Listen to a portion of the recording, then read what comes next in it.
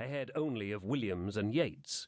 In late October, I saw, I could take the 10 working days still owing to me by then and return to the screen on the eve of fireworks night, November the 5th. I shrugged and sighed.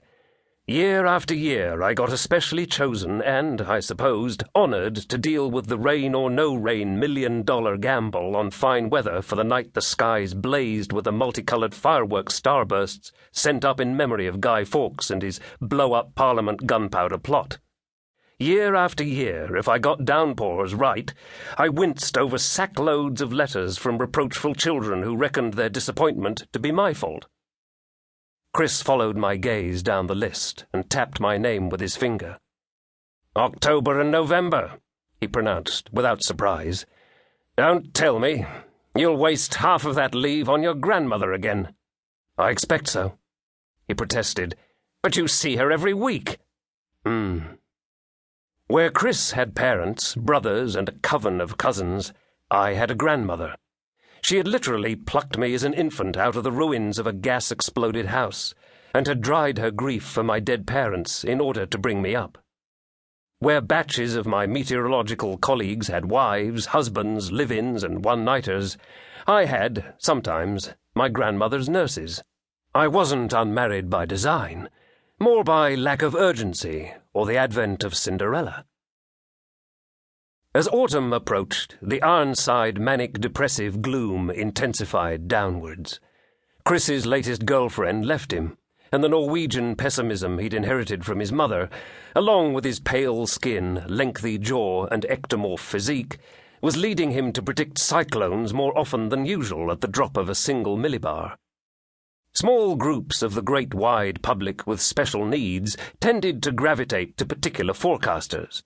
One associate, Beryl Yates, had cornered weddings, for instance, and Sonny Ray spent his spare time advising builders and house painters, and pompous old George told local councils when they might dryly dig up their water mains. Landowners, great and small, felt comfortable with Chris, and would cut their hay to the half-hour on his say-so.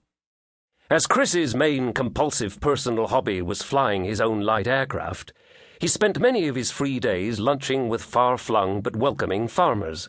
They cleared their sheep out of fields to give him landing room, and had been known to pollard a row of willows to provide a safe low-trajectory takeoff. I had flown with him 3 times on these farming jaunts, though my own bunch of followers, apart from children with garden birthday parties, had proved to be involved with horses. I seemed particularly to be consulted by racehorse trainers seeking perfect underfoot conditions for their speedy hopefuls, even though we did run forecasts dedicated to particular events. By voice transfer on a message machine, a trainer might say, "I've a fancied runner at Windsor on Wednesday evening. What are the chances of firm ground?" Or, "I'm not declaring my 3-mile chaser to run tomorrow unless you swear it'll rain overnight." They might be pony club camp organizers or horse show promoters or even polo entrepreneurs begging for the promise of sunshine. They might be shippers of brood mares to Ireland, anxious for a calm sea crossing.